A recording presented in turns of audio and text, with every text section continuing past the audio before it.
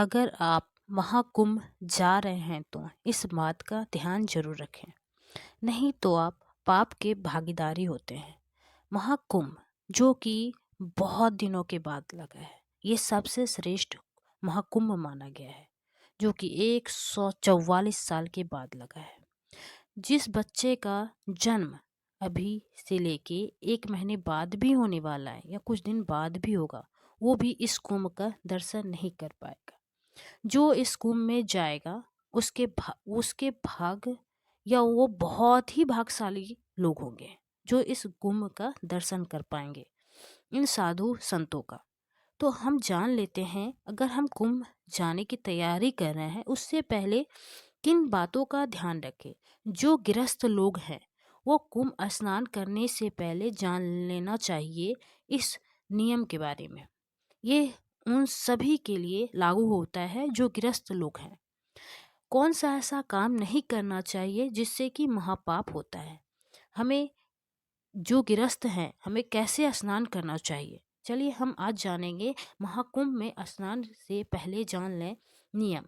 जीवन में शुभ परिणाम आते हैं और धन दान की वृद्धि होता है और पापों से छुटकारा मिलता है, मोक्ष की प्राप्ति होता है, सभी कष्ट दूर होते हैं।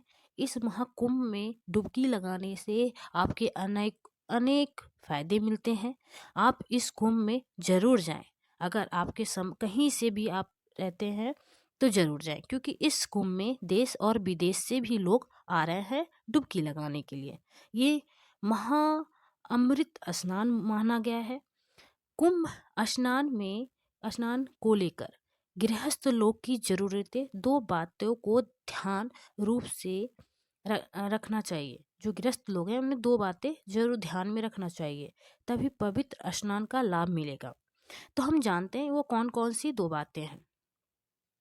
तो हमको पता है कि कुंभ कितनी हमारे लिए बहुत जरूरी है। साधु संत यहाँ पे लाखों साधु संत आए हैं। मान्यता है कि कुंभ स्नान करने से मनुष्य के मोक्ष की प्राप्ति होती है और पिछले सारे पाप भी धुल जाते हैं। यही कारण है इस मेले में देश विदेश से करोड़ों श्रद्धालु संत संगम किनारे एकत्रित होते हैं।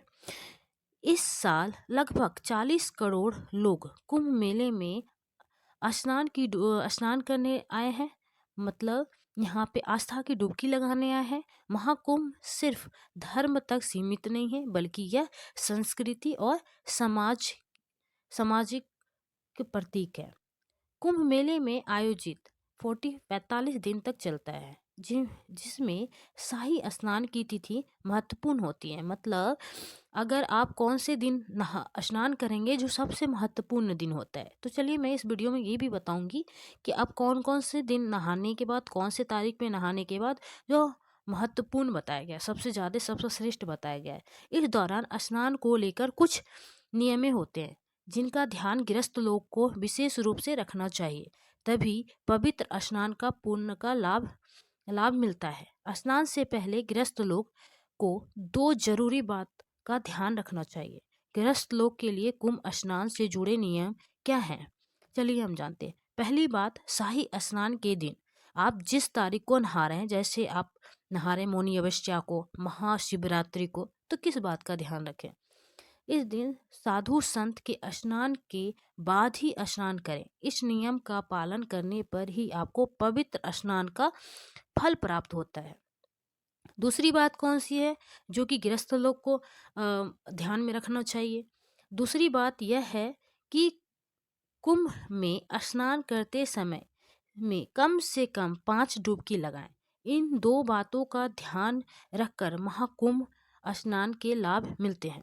अगर हम 5 डुबकी क्यों लगाते हैं, अगर हम इस बात को जाने कि हम गृहस्थ लोग ही 5 डुबकी क्यों लगाया जाता है, आखिर ऐसा क्या है। तो अगर आप शादीशुदा हैं और महाकुंभ जाने की प्लान कर रहे हैं तो संगम में स्नान करते समय 5 डुबकी जरूर लगाएं। ऐसा मान्यता है कि जो लोग गृहस्थ जीवन जीते हैं, अगर स्नान करते समय 5 डुबकी नहीं लगाते हैं, उनका स्नान पूर्ण नहीं होता है। ऐसा माना जाता है कि जो लोग महाकुंभ स्नान करते हैं उन्हें बड़े हनुमान जी का, फिर नागा साधु का दर्शन जरूर करना चाहिए। अगर स्नान के बाद इन दोनों में से किसी मंदिर का दर्शन नहीं किया जाता तो आपकी यह धार्मिक यात्रा अधूरी मानी जाती है। ये क्या होता है, पूर्ण नहीं होता है। महाकुंभ 2025 में 6 अमृत महा तारीख बताया गया, जो अमृत स्नान के लिए बहुत महत्वपूर्ण है। तो अभी 29 जनवरी 2025 मौनी अमावस्या, जो सबसे श्रेष्ठ माना जाता है मौनी अमावस्या। इस दिन स्नान करने से सारे पाप धुलते हैं, धन धान की वृद्धि होती है और मोक्ष की प्राप्ति होती है, सारे कष्टों से निवारण होता है। 3 फरवरी 2025 बसंत पंचमी, इस दिन नहाने से महाकुंभ में बहुत फायदे मिलते हैं, इनके भी अनेक गुण होते हैं।